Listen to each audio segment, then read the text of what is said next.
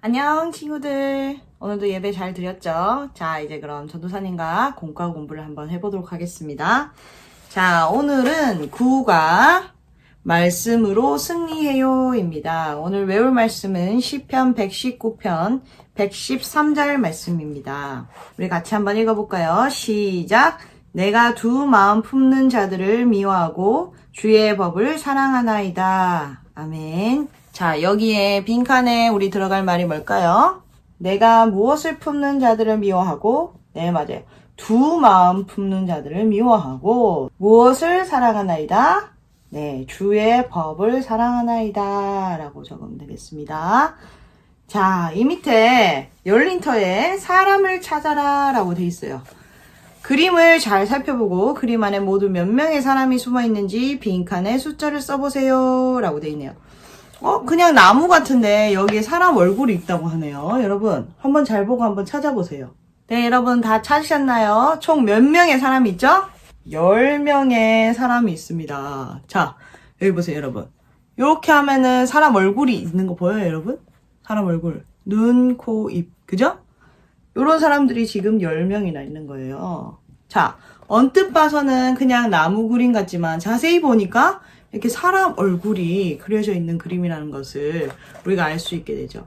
그래서 우리가 어떤 시각으로 보느냐가 그만큼 중요한 겁니다. 오늘의 말씀도 어떤 시각으로 우리가 세상을 바라보느냐에 대해서 말씀을 좀 배우려고 합니다. 자, 우리 다음 페이지 넘어가 볼까요? 말씀터 1, 가나안 땅의 정탐꾼이라고 되어 있네요. 가나안 땅을 앞두고 이스라엘 백성에게 무슨 일이 있었는지 성경을 찾아보세요 라고 되어 있습니다.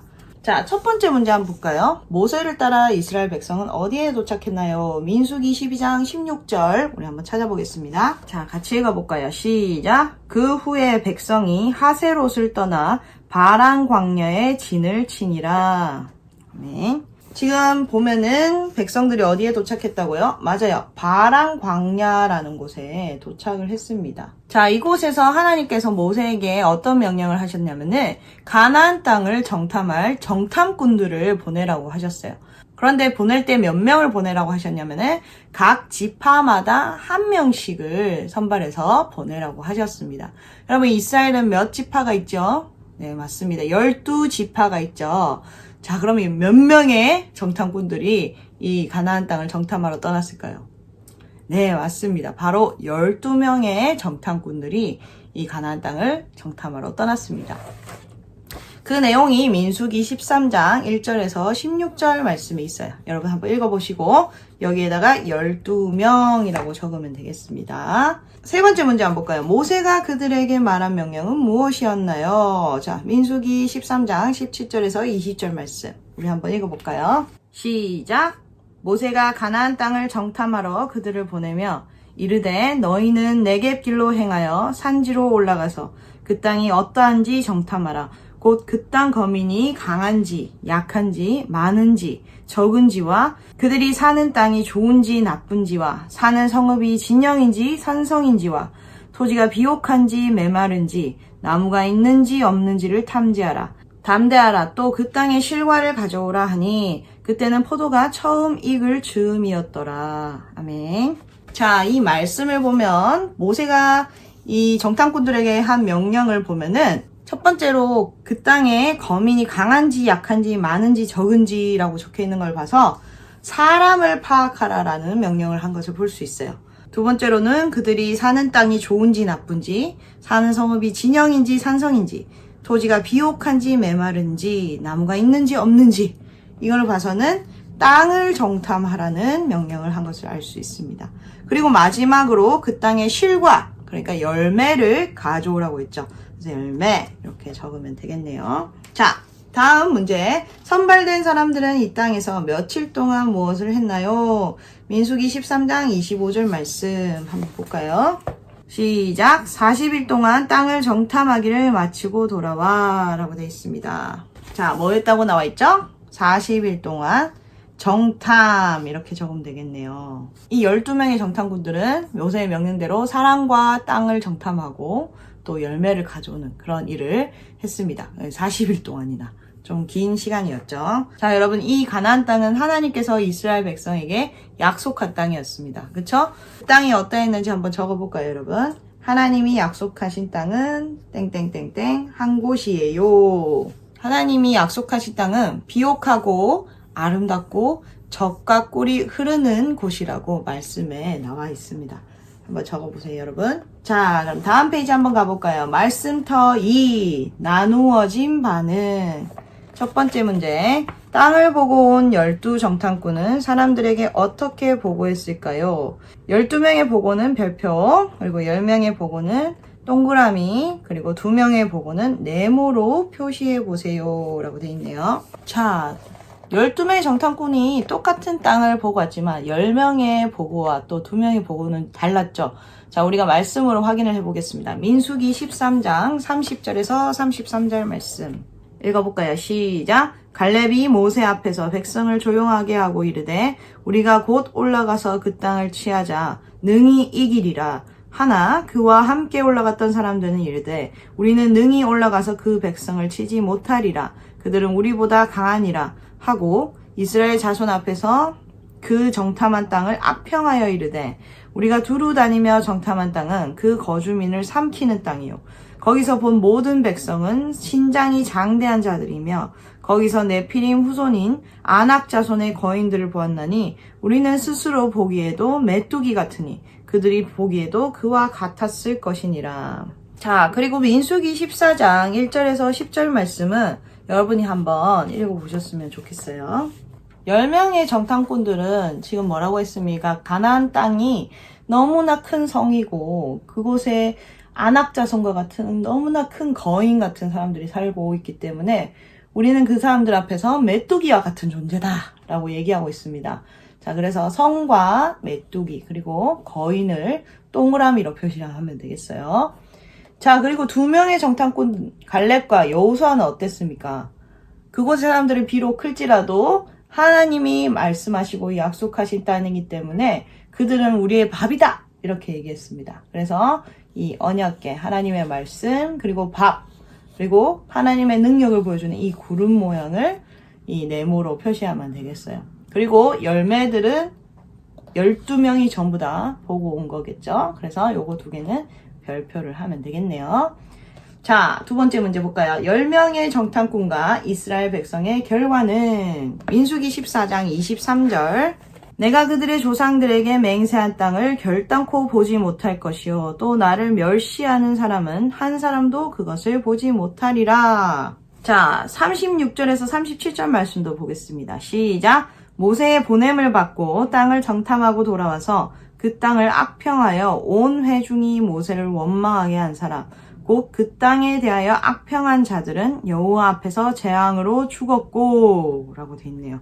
네, 하나님의 말씀을 신뢰하지 못하고 그 땅에 대해서 악평을 했던 좋지 않게 얘기했던 10명의 정탐꾼들은 결국에는 실패와 죽음을 맛보게 됩니다. 여기에 스티커를 한번 찾아서 붙여볼까요? 자, 이렇게 고통받고 있는 사람들입니다.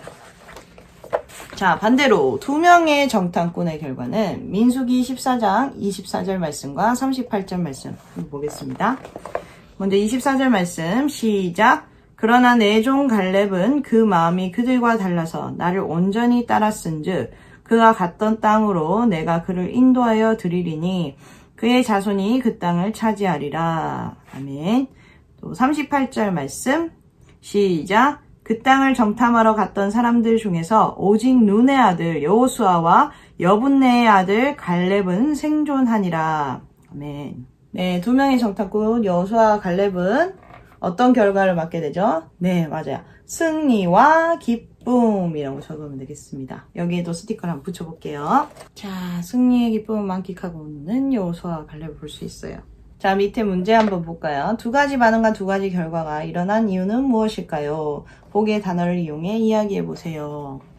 자, 요 보기의 단어를 이용해서 여러분이 한번 적어봤으면 좋겠고 결국은 뭡니까 여러분? 10명의 정탐꾼들은 하나님이 약속하신 말씀을 믿지 못했죠. 그래서 불순종한 거고 또 2명의 정탐꾼 여호수아와 갈렙은 하나님이 약속하신 말씀을 믿고 그것에 순종하면서 나갔습니다. 그래서 하나님은 정말로 약속을 지키시는 분이시기 때문에 이 여호수아 갈렙에게 그 땅에 들어갈 수 있는 그런 영광과 승리의 기쁨을 주신 것입니다. 우리도 하나님의 말씀을 받아들일 때 우리의 마음으로, 우리의 생각으로 받아들이는 게 아니라 하나님의 마음, 하나님의 눈으로 받아들일 수 있게 해달라고 기도해야 되는 것 같아요.